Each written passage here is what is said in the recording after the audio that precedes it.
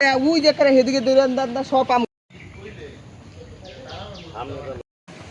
পিতা মৃত মনির ভূঁইয়া 153 নং খতিয়ান হলদি উত্তরপাড়া মৌজা।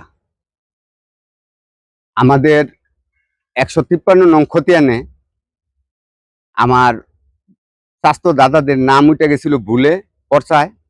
ওই পর্চায় ভুলে উঠার কারণে এটা আমরা মিসকেস করে সংশোধন করতে চাইছিলাম।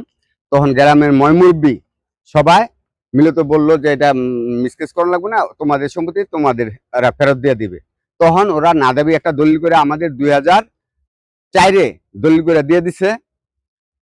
আমরা খারিজ খাজনা সবকিছু দিয়ে সম্পূর্ণভাবে সুন্দরভাবে চলতেছি, বুক দখল করে শান্তিপূর্ণভাবে বুক দখল করে চলতেছি। ইদানিং এক সন্ত্রাস জুয়েল, তার এই গ্রামে বাড়ি না, এইখানকার কেউ কিছু না, সে আইয়া আজকে লোকজন লইয়া আরো কিছু সন্ত্রাস নিয়ে আইসা টিন বাস এইগুলা নিয়ে আইসা আমরা দেখি যে আমগো বাড়িতে কেউ থাকে না। আমার ভাই একটা প্রবাসী, আমগো কোনো আমরা অসহায়, কোনো কিছুই নেই। আমগো মহিলা মানুষ, আমরা আমগো এলাকার মানুষে তখন আমরা 999-এ একটা ফোন দিই। 999-এ ফোন দেওয়ার পরে ওনারা আমগো থানার করার পরে ওনারা বাঁচানোর পরে আমরা থানাতে গেছি।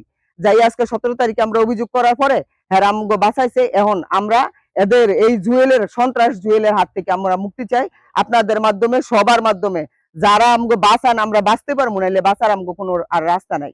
আমরা এনে মহিলা মানুষ, আমরা কিচ্ছু করার নাই। আমি তো আমার স্বামীর বাড়ি জুয়েল ছাড়া আরো কেউ আছিল, জুয়েলের প্রধান নুরু মিয়া আছিল, দিনার আছিল।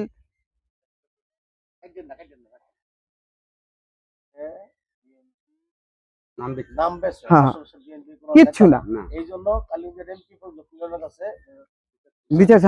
হ্যাঁ, আসলে কিচ্ছু না। হ্যাঁ একটা সন্ত্রাস, হ্যাঁ খালি বিএনপির কথা কয়, খালি কয় বিএনপির, হ্যাঁ বিএনপির বলে কি